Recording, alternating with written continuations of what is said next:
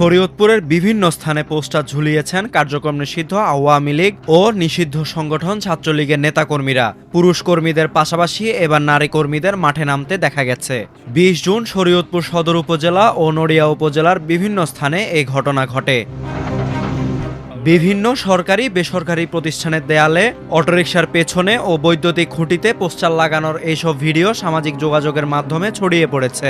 কার্যক্রম নিষিদ্ধ আওয়ামী লীগের ৭৭তম প্রতিষ্ঠাবার্ষিকী উপলক্ষে ওইসব পোস্টার লাগিয়েছেন সংগঠনটির নেতাকর্মীরা।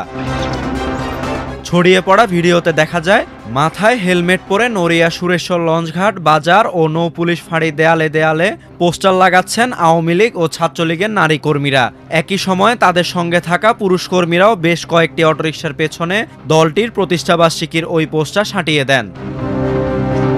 অন্যদিকে শরীয়তপুর সদর উপজেলার আঙ্গারী পুলিশ ফাঁড়ি, উচ্চ বিদ্যালয় ও পলিটেকনিক ইনস্টিটিউটের দেয়ালেও দলটির প্রতিষ্ঠাবার্ষিকীর পোস্টার দেখা গেছে। এ বিষয়ে জানতে চাইলে শরীয়তপুর সদরের পালং মডেল থানার ভারপ্রাপ্ত কর্মকর্তা জানান, সামাজিক যোগাযোগ মাধ্যমে বিভ্রান্তি ও উস্কানি তৈরি করতেই সুপরিকল্পিতভাবে এসব ভিডিও প্রচার করা হচ্ছে। রিচ থেকে তার বাড়ির একটা কি বলবো, ওই যেই ছেলেটা তার বাবা মা সহ মুন্সিগঞ্জে থাকে, ওই ছেলেটাকে দিয়ে অনলি 2টা পোস্টার লাগিয়েছে। এইটাকে অনলাইনকে চাঙ্গা করার জন্য 2টা পোস্টারে ওইখানে আমাদের নলেজে আছে, তাৎক্ষণিকভাবে আমরা গেছি, তাদের ঠিকানা নিয়েছি, এই ব্যাপারেও প্রক্রিয়া চলতেছে। তারা অনলাইনকে বা একটা বিভ্রান্তি করার জন্য তারা ওইগুলা চালাচ্ছে। কোথায় ওই যে ব্যাগতিক বা অনেক শত শত পোস্টার আছে তা না।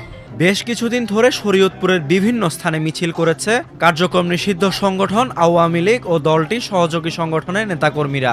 গত 20 দিনে শরীয়তপুর জেলা শহরে অন্তত 6টি স্থানে মিছিল করেছেন তারা।